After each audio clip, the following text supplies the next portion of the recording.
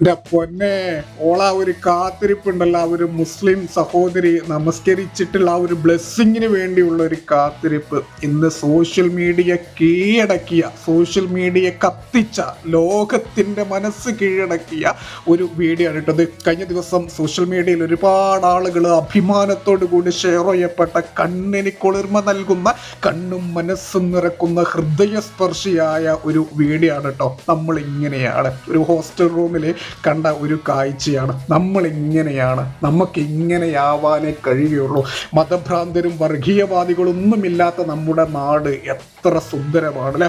ഇവരുടെയൊക്കെ ഒരു സ്നേഹബന്ധമുണ്ടല്ലോ, കണ്ട അവൾ ആ കാത്തിരിക്കണ ആ ബ്ലെസ്സിങ്സിന് വേണ്ടിയിട്ട്. അതാണ് ഈ ഒരു വീഡിയോന്റെ ഹൈലൈറ്റ് കേട്ടോ. ഇവരുടെയൊക്കെ ഒരു സ്നേഹബന്ധം ഉണ്ടല്ലോ, ഈ ഒരു മനുഷ്യ സൗഹാർദ്ദവും മതസൗഹാർദ്ദവും ഒക്കെ ഉണ്ടല്ലോ, എന്നും ഇങ്ങനെ തന്നെ നിലനിൽക്കട്ടെ. വർഗീയവാദികളോട് പറയാനുള്ളത്, കടക്ക് പുറത്ത് ഇത് നിങ്ങൾക്ക് പൂണ്ട് വിളയാടാനുള്ള മണ്ണല്ല. എന്തായാലും ഈ ഒരു വീഡിയോ നിങ്ങൾക്ക് ഇഷ്ടപ്പെട്ടാൽ ഒന്ന് ലൈക്ക് ചെയ്യുക, ഷെയർ ചെയ്യുക, ഒരു അഭിപ്രായം പറയുക.